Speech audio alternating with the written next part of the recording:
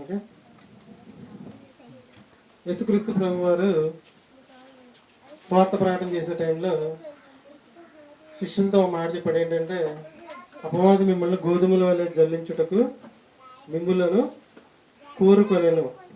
అంటే అపవాది గోధుమల వలె పట్టి గోధుమల వలె జల్లించుటకు మిమ్ములను కోరుకొనెను. ఎవరిని కోరుకుందంట? అప్పుడున్న ప్రపంచంలో చాలా మంది అంటే శిష్యులు మాత్రం ఎందుకు కోరుకుందంటే,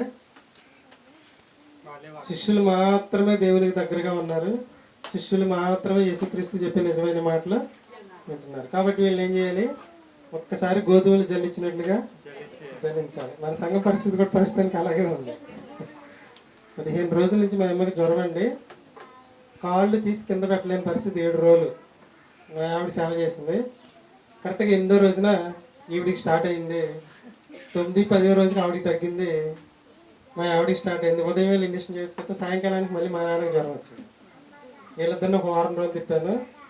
ఈరోజు మా ఆవిడ చర్చికి రాగలిగింది, మా నాన్న ఇంటి దగ్గర ఉన్నాడు.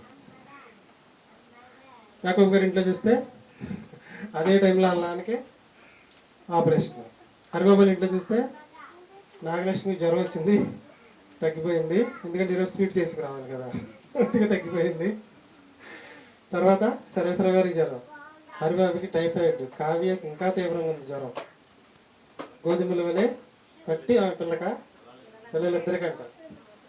ఇది సంఘంలో ఉన్న సభ్యుల పరిస్థితి. అయితే చర్చ్ అనేది మనకి ఖాళీ ఉండదు. కానీ వచ్చే ఆదివారానికి అందరూ చుట్టూ. మామగారు కూడా మన ఆదివారం రాబట్ట కారణం జ్వరమే. ఇవ్వండి, నువ్వే చెప్పు, జ్వరం.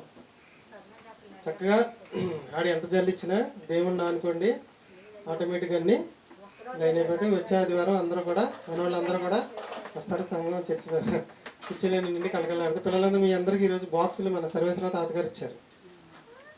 హరిబాబుల మీ తాతగారు గిఫ్ట్ అది. మీ తాతగారు పిల్లలందరికీ కొనిమ్మన్నారు. అందుకే నేను చెప్పిన వాళ్ళకి చెప్పిన వాళ్ళకి అందరికి ఇచ్చేసాను. ఎందుకు ఇచ్చేసాను అనుకున్నారు? అది గిఫ్ట్ ఐటమ్.